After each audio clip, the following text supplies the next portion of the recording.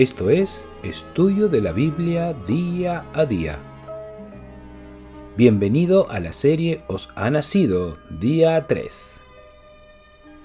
Ayer veíamos cómo Mateo y Lucas cuentan los acontecimientos que rodean el nacimiento de Jesús.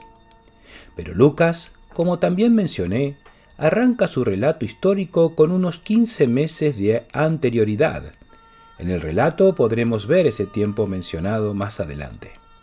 En Lucas 1:5 dice: Hubo en los días de Herodes, rey de Judea, un sacerdote llamado Zacarías, de la clase de Abías. Su mujer era de las hijas de Aarón y se llamaba Elizabeth. Lucas hace referencia al rey de Judea, Herodes. Él fue conocido como Herodes el Grande, y aquí nos vamos a encontrar con el primer dato calendario para poder saber cuándo nació el Señor Jesús. Herodes vivió desde el año 73 a.C. hasta el año 4 a.C. Espero no fatigarlos ni aburrirlos con datos numéricos, pero es importante para entender varias cosas que se han utilizado para decir que Lucas cometió equivocaciones. Herodes no solo es mencionado aquí, sino que también por Mateo cuando vinieron los magos de Oriente, después de que Jesús nació. Entonces, a primera vista, Jesús tuvo que nacer antes del año 5 a.C. ¿Jesús nació 5 años antes de Cristo? ¿No es la misma persona? Sí, claro. Ahora estamos en el 2024, suponiendo que Jesús nació hace 2024 años.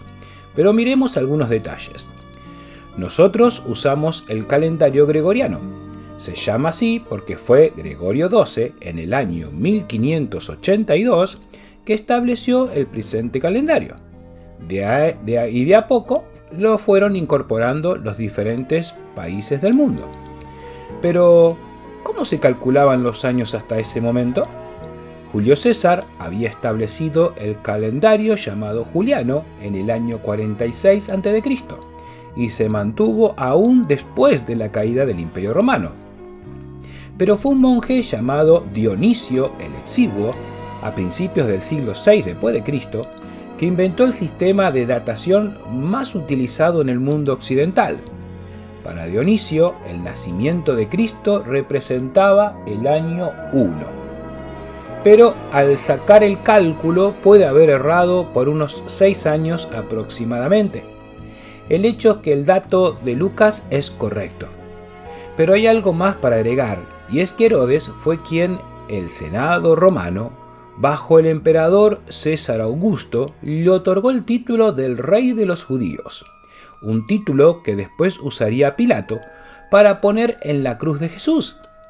Eso nos hará dimensionar, según el relato de Mateo, el por qué Herodes se puso como se puso cuando llegaron los magos de Oriente buscando al rey de los judíos que había nacido.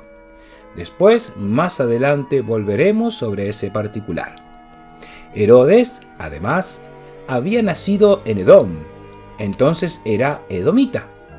Según Génesis 25:30 o Génesis 36:1, Edom fue Esaú.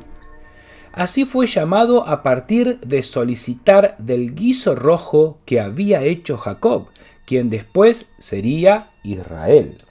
Y ese día Esaú despreció la primogenitura y la cambió por un plato de ese guiso.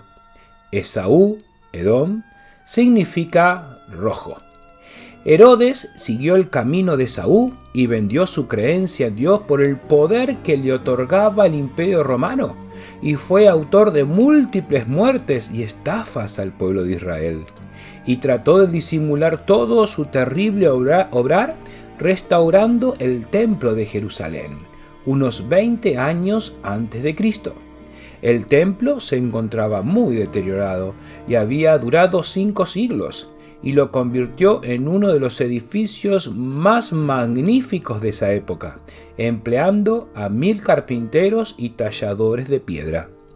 Ese era el contexto en que se daban los acontecimientos para que naciera el Mesías.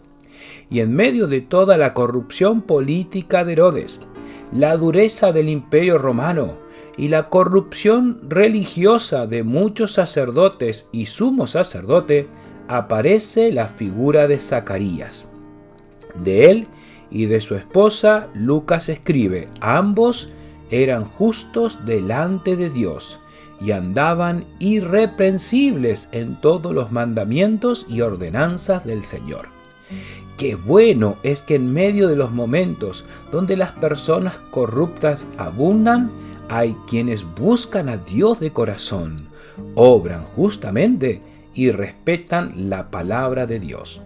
Las profecías de Isaías 9 decían que al pueblo que andaba en tinieblas, los que andaban en tierra de sombra de muerte, no habrá siempre oscuridad para la que está ahora en angustia, sino que la luz resplandecerá.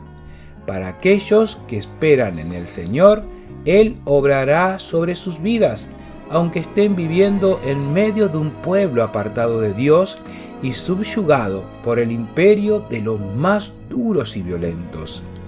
Zacarías y su esposa Elizabeth, nos cuenta Lucas, eran ancianos y no tenían hijos, pero Dios iba a obrar con poder en sus vidas, como lo hace con toda vida que no se mezcla en el mal de la sociedad que lo rodea, sino que anda en justicia delante de Dios.